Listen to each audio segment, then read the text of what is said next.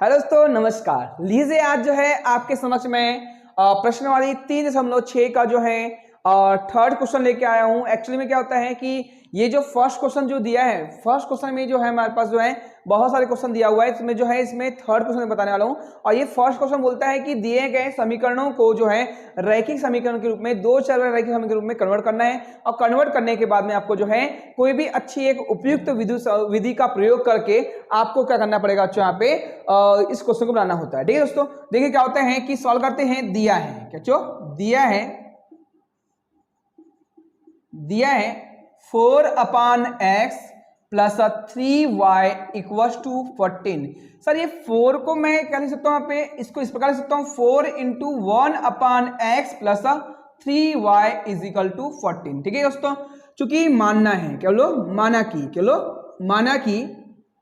माना कि 1/x equals to a and y equals to, उसको मान लो बेटा क्या अपन मान लो b मान लो, कोई दिक्कत नहीं है। y को b मान लो और 1/x को क्या मान लो अपन लोग x मान लो, क्या पे 1/x को a मान लीजिए। ठीक है दोस्तों, देखिए क्या होता है। ठीक है, तो बेटा क्या करेंगे हम लोग, इसीलिए ये समीकरण बन जाएगा, ये 4 हो गया, 1/x मतलब बेटा a प्लस क्या 3 और y का मतलब क्या होगा b हो जाएगा इज इक्वल टू 14।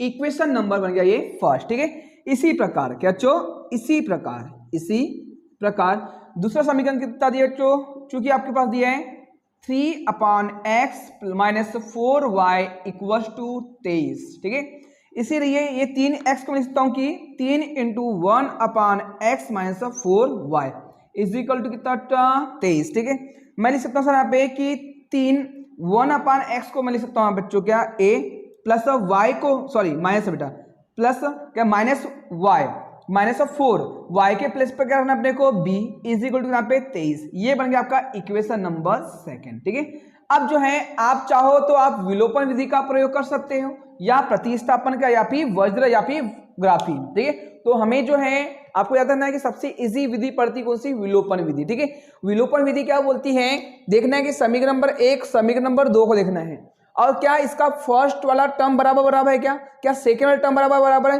दोनों ही पद बराबर नहीं है।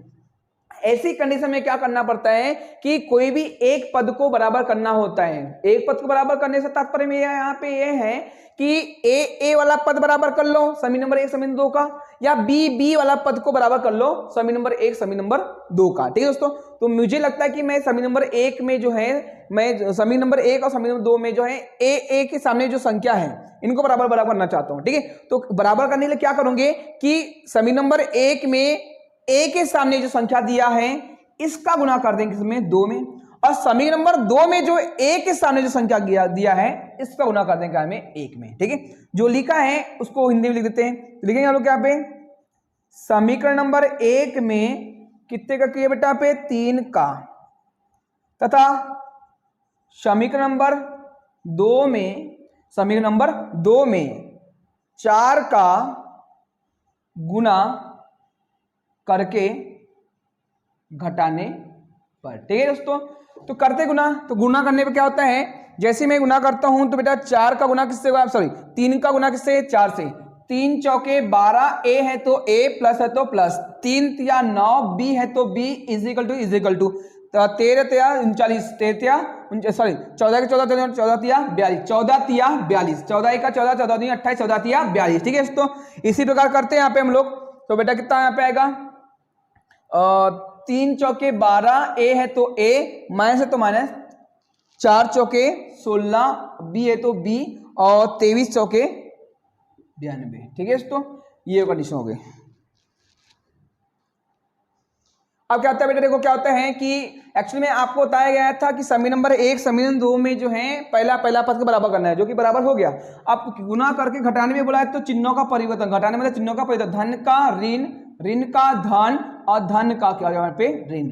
क्या करना चाहिए, यहाँ पे पहला 12a प्लस में है, 12a माइनस में है। ठीक है, दोनों ही पद क्या आपस में बराबर है, एक बार धन में है, एक बार ऋण में, धन ऋण में हमेशा घटता है, और बराबर रहने पर वो संख्या कट जाती है। ठीक है दोस्तों, ये कट गया। ठीक है, जो विलोपन विधि में जो हम बराबर करते हैं वो सिर्फ काटने के लिए करते हैं। ठीक है दोस्तों, ये भी प्लस में जुड़ जाएगी, 16 में 9 को जोड़ देंगे कितना आ जाएगा बेटा हमें 25, यहाँ पे 25b हो जाएगा, लेकिन धन का चिन्ह लगाते नहीं है। ऋण और धन हमेशा हमेशा घटेगा, लेकिन बड़ी संख्या के सामने का चिन्ह लगेगा। ऋण धन हमेशा हमेशा घटेगा, लेकिन बड़ी संख्या के सामने का चिन्ह लगेगा, याद रखिएगा, ठीक है।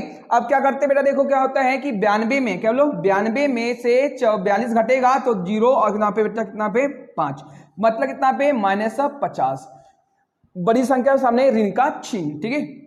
बी पर बी के गुणा में है तो अगले वर्ग संख्या किसी की संख्या के बटे में, -50 बटे कितना पे 25, 25 से 25, 25 दूनी कितना पे 50, बी का वैल्यू कितना पे -2, अरे बी का वैल्यू कितना प्राप्त हुआ बच्चों, -2, ठीक है।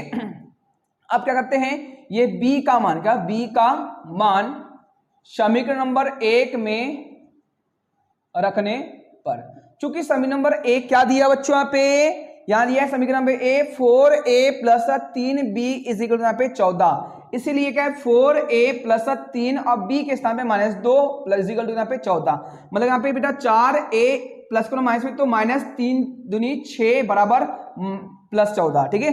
मतलब कितना बच्चों यहाँ पे 14a एक चर राशि है, 6 एक अचर राशि है, 14 भी क्या है अचर राशि है। इसको इधर पसंद कर देंगे तो 14 माइनस कितना पे और माइनस से बेटा इधर प्लस हो जाएगा 6, ठीक है। इन दोनों को जोड़ेंगे कितना बनेगा, यहाँ पे 20 बन जाएगा, क्योंकि a के गुणा में 4 है तो अगले उसकी संख्या के बटे में 4 1 का 4, 4 पंचे 20, मतलब कितना अच्छा a का वैल्यू कितना प्राप्त हुआ अपने को 5 प्राप्त होगा। अरे a का वैल्यू कितना प्राप्त हुआ a, और b का वैल्यू कितना प्राप्त हुआ -2। क्या मुझे बताइए कि आपको यहाँ पे a और b का मान ज्ञात करने बोला क्या, नहीं, हमें x और y का मान निकालना होता है।